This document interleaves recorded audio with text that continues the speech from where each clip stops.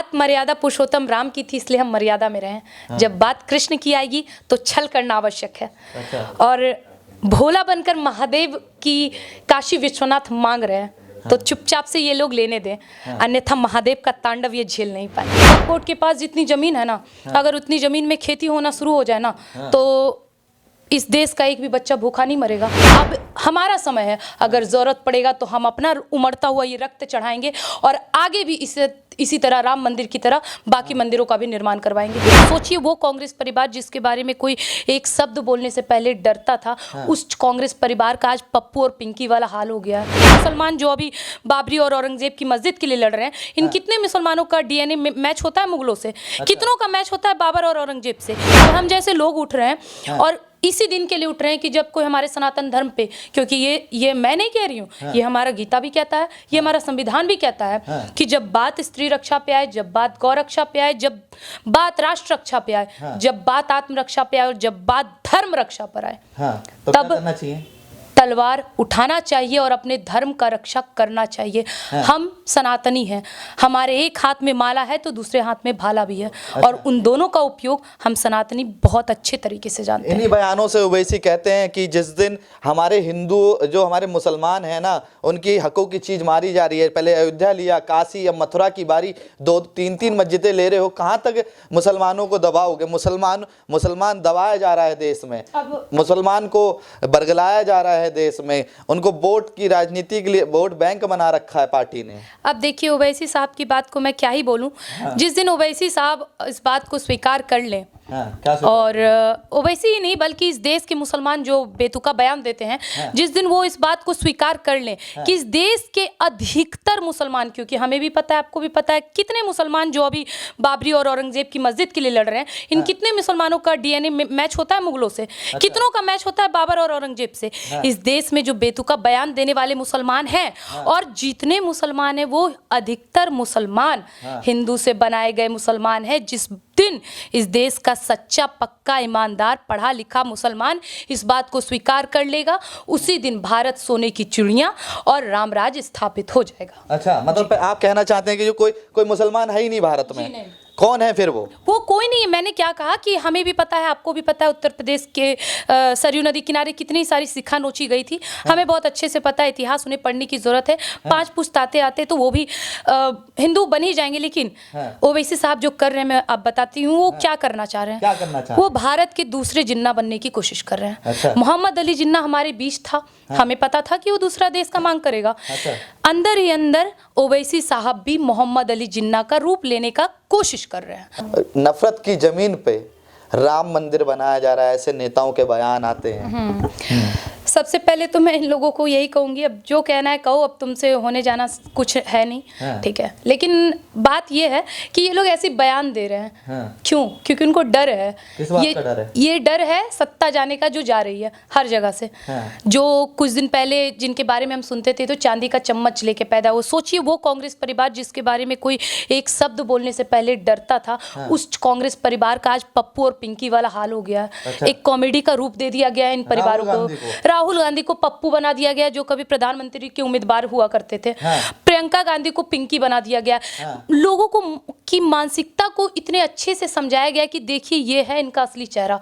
और लोगों को सामने आ गया, लोगों के सामने आ गया, जिस वजह से राहुल गांधी और ओवैसी हो गए या जितने हिंदू भी कुछ हैं जो ऐसे बयाने दे रहे हैं उलट फुलट के, और कोई इन लोग का गिनती नहीं हो सकता है। और रही बात बाबरी मस्जिद शहीद होने की, तो अभी बाबरी मस्जिद तो एक ही है।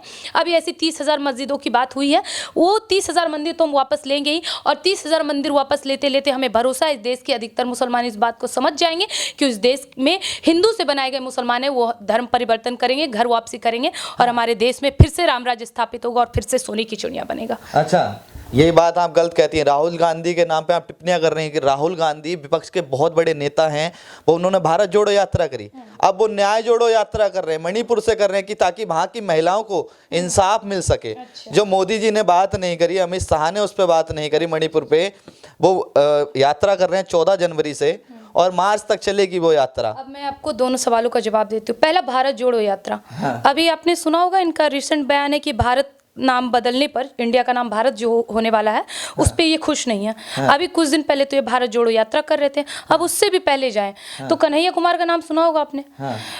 वो जेएनयू में खड़ा होकर नारा दे रहा था, भारत तेरे टुकड़े होंगे इंशाअल्लाह इंशाअल्लाह। और वो किस पार्टी का है?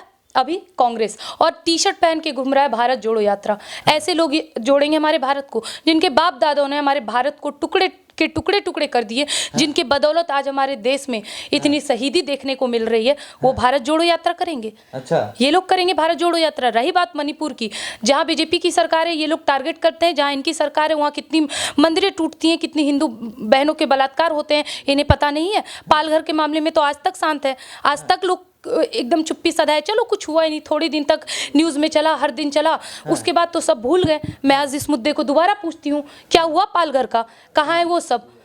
चाहिए उन सब का वैसा ही रोता हुआ रूप जिस तरह हमने उन दोनों साधुओं का देखा था। इन सब के जवाब से भागते हैं ऐसे लोग। अच्छा, देखिए आप बीजेपी का पक्ष काफी लेते हैं, मैं जिस तरह से आपके इंटरव्यू देखता हूँ और मैं आपसे बात, सच्चाई का पक्ष लेती हूँ, मैं धर्म का पक्ष लेती हूँ, मैं देश का पक्ष लेती हूँ, और जो भी पार्टी हमारे देश हित धर्म हित में काम करेगा मैं उसका पक्ष तो लूंगी। न्याय जोड़ो यात्रा कर, न्याय दिलाने की बात कर रहे हैं, मणिपुर में महिलाओं को न्याय नहीं मिला, उस न्याय जोड़ो यात्रा कर रहे हैं, तो उससे दिक्कत क्या है? लगातार देखा जाए लड़कियों के साथ जो होता है उसके साथ तो आप खड़ी है ना। निर्भया कांड कब हुआ था? जब हमारे देश में कांग्रेस की सरकार थी, वाह। और उसको फांसी कब हुआ? जब हमारे देश में बीजेपी की सरकार थी। ये बचाएंगे जो हमारी बहन निर्भया, जिनका बलात्कार किया गया इतनी बेरहमी तरीके से, उनको ये लोग न्याय नहीं दिलवा पाए। भारतीय जनता पार्टी की सरकार आई, उसके बाद उनको न्याय मिला। और ये बात करेंगे महिला सम्मान की। अच्छा। ये बात करेंगे, अरे कुछ नहीं सर, ये दो कौड़ी की राजनीति है इनकी, जो चमकने नहीं वाली है। और महिला, आज की महिला भी इतनी समझदार हो गई है कि स्मृति ईरानी और सुषमा स्वराज जैसे लोगों को मानती हैं, उनके दिखाए गए दिशाओं पे चलती हैं, और इन लोगों के बहकावे में कभी नहीं आने वाली है। राहुल, आप विरोध कर लीजिए, मगर 24 में राहुल गांधी प्रधानमंत्री बनेंगे, ये विपक्ष का कहना है, और राहुल गांधी मोदी के लिए बड़ा चेहरा है। अब बनने दीजिए, और मैं चाहती हूँ कि राहुल गांधी अपना वोट मांगने भी जरूर जाए, ताकि हमें फिर से कोई एक नया पप्पू का अवतार मिले। अब एक बात निश्चित रूप से समझ जाइए, चाहे आप मानिए ना मानिए, आप हमारे विरुद्ध हो या फिर हमारे समर्थक हो, अब दोबारा देश में कांग्रेस नहीं आने वाली, उसे आने ही नहीं दिया जाएगा। अरे वो कांग्रेस जिसको आशीर्वाद की वजह से, इंदिरा गांधी को आशीर्वाद दिया था हमारे पात्री महाराज ने कि तुम प्रधानमंत्री बनोगी तो सबसे पहले गौ हत्या बंद करना, और उन्होंने क्या किया? जब उन्हें पता चल, जब वो प्रधानमंत्री बनी उनके आशीर्वाद से, और गौ हत्या के बारे में जब उनके पास सूचना गई, तो कहती है ऐसा कुछ नहीं है, हमारे मुसलमान भाई खाते, खाने दीजिए। अच्छा। उसी साधु, जब सभी सांसदों को, सदनों को घेर लिया था, और साधु ने सभी साधुओं का जिस तरह लाश उठाते हुए ये कहा था कि जिस तरह आज गोपाष्टमी के दिन सभी साधुओं की हत्या की गई है, मैं तुम्हें माफ करता हूं, लेकिन तुमने जो गौ की हत्या की है वो गलत की है, और इसी गोपाष्टमी के दिन तुम्हारा पूरा वंश खत्म होगा। आप इतिहास पलट के देखिए, इंदिरा गांधी मरी गोपाष्टमी तिथि को, राजीव गांधी मरे गोपाष्टमी तिथि को, संजय गांधी मरे गोपाष्टमी तिथि को, और छोड़िए आगे अब क्या ही जाना, जो होगा वही होगा। और सनातन धर्म इतना सत्य है कि उसका प्रमाण हम आज कल सब देख रहे हैं, और हर दिन हर कोई मानेगा कि सनातन धर्म कितना सर्वश्रेष्ठ है। राम सबके हैं, रोम रोम में रमा है राम, राम का पवित्र नाम, राम का ललाम धाम कैसे भूल जाएंगे। और जन्मभूमि के लिए बहाए कई बार रक्त, वक्त जो पड़ा तो वक्त और भी चढ़ाएंगे। ये राम जन्मभूमि पे ये शब्द काफी होगा कि उस वक्त उनका समय था जब उन्होंने रक्त बहाकर आज राम मंदिर का निर्माण करवाया है, और आज हम इतने अपने आप को गौरवपूर्ण मानते हैं कि ये निर्माण हम देख पाए हैं। अब हमारा समय है, अगर ज़रूरत पड़ेगा तो हम अपना उमड़ता हुआ ये रक्त चढ़ाएंगे, और आगे भी इसी तरह राम मंदिर की तरह बाकी मंदिरों का भी निर्माण करवाएंगे। कितना दबाएंगे मुसलमानों को? राम मंदिर, अयोध्या, काशी, मथुरा, और 30,000 मंदिरों की बात करते हो जहाँ मस्जिद बनी हुई है, कितना उनको दबाया जाएगा, कितना सताया जाएगा? ये मस्जिद के नाम क्या है? बाबरी मस्जिद है ना, कभी ज्ञान वापी मस्जिद, ईदगाह, ये सब किसके नाम पे बनाए गए हैं ये सब? आपको एक चीज बताओ, जितनी जमीन वक्फ बोर्ड के पास है, ये लोग क्या बात करते हैं रोजगारी का। अरे यार भूखे मर रहे हैं, देखो भिखारी कितने मंदिर के बाहर बैठे हैं। मैं एक बात बताती हूँ, वक्फ बोर्ड की बात करते हैं, वक्फ बोर्ड के पास जितनी जमीन है ना, अगर उतनी जमीन में खेती होना शुरू हो जाए ना, तो इस देश का एक भी बच्चा भूखा नहीं मरेगा। ये बात करते हैं भाईचारा की, राम मंदिर की जगह हॉस्पिटल बनाने की बात हो रही थी, विद्यालय बनाने की बात हो रही थी। वो तो हमारी राम की भूमि, वो तो हम लेंगे, उसका जगह तो अब किसी को नहीं देंगे। और 30,000 मंदिर का जो जिक्र हुआ है वो भी हम लेंगे। लेकिन जो अभी 5 एकड़ उनको मिला है, आप निभाइए ना भाईचारा, बनाइए हॉस्पिटल, हम हिंदू भी आएंगे दिखवाने के लिए, निभाइए अगर दम है तो हिंदू मुसलमान का भाईचारा। कुछ नहीं सर, इन लोग को बस राजनीति करना है। आप पक्ष बोले या विरोध बोले, इन लोग को राजनीति करना, उससे ज्यादा इससे कोई मतलब नहीं। अच्छा, राजनीति पर सारे दौर चल रहे हैं ये, सारी दौर राजनीति पे है और राम को इन्होंने एजेंडा बना लिया। लेकिन सच्चाई से हम भी वाकिफ हैं, इसलिए एजेंडा बनाया गया क्योंकि राम के नाम पे अगर उनको वोट दिए तो आज वो वोट हमें सिद्ध दिखाई दे रहा है। अगर राम का नाम इस्तेमाल किया गया अपने आप को जिताने के लिए और ये प्रूफ दिया गया कि मैं राम भक्त हूँ, तुम मुझे एक मौका दो, मैं तुम्हें तुम्हारा मंदिर दूंगा, और ये सच हुआ। इस बात को इन्होंने राजनीति बनाया, ना कि भारतीय जनता पार्टी ने। अच्छा, तो हम मानते हैं मतलब कि बीजेपी ने कहीं ना कहीं राम का नाम लेके सत्ता में आए। राम का नाम, अच्छा ये तो जब आते थे तो कांग्रेस पार्टी जिंदाबाद का नारा लगाते थे। कांग्रेस पार्टी तो कब की मरने वाली थी। महात्मा गांधी ने भी बोला, जिस गांधी को ये फॉलो करते हैं, गांधी जी ने भी बोला था, तो क्यों नहीं खत्म किया।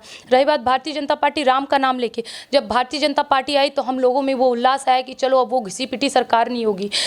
मुझे याद है उसके बाद कुछ मंदिरों को भी खोला गया था जहाँ पे कई आभूषण मिले थे। उसके बाद हमारा धर्म में और रुचि बढ़ता गया। जब धर्म में रुचि बढ़ा तो सबको समझ में आ गया अब एजेंडा कौन सा चलेगा। जहाँ बात राम मंदिर की सबने भूल रखी थी, हमारे कितने पूर्वज की मौत हो गई थी ये सपना देखते देखते कि राम मंदिर देखेंगे, और वो गड़ा हुआ मुद्दा उखाड़ दिया भारतीय जनता पार्टी ने। अच्छा। तो आपको क्या लगता है कि ये अगर उसके जगह ये कोई और काम करती तो आप तो कहते कि ये उनका नाम लेके कर रही है। राम की जगह महादेव होते, कोई और मंदिर होता, आप कहते उनका नाम लेके कर रहे हैं। तो अगर नाम लेके कर रहे हैं और नाम लेके वो काम सही कर रहे हैं, इसमें गलत नहीं है। अच्छा, एक सवाल ये है, राहुल गांधी के लेके आप क्या सोचते हैं? कुछ भी नहीं, उनके पास इतना समय कहाँ जो उनके बारे में सोचे। मतलब इतना समय किसके पास सोचना है। हाँ ठीक है, मोदी जी की वीडियोस देख लेती हूँ, सुधांशु त्रिवेदी जी को सुन लेती हूँ, उनके बारे में सोचने का इतना समय क्या है वो नथिंग। 24 में प्रधानमंत्री बन नहीं, बिल्कुल सोच भी नहीं पा रहे हैं। अगर कहीं से वही वायनाड और जहाँ से पाकिस्तान जिंदाबाद के नारे लगते थे, उन 1-2 जगह से जीत गए तो जीत गए। उसके बाद ये क्रॉस है, बहुत क्रॉस है। इस बार तो इन्होंने पनौती बोल दिया ना, इस बार और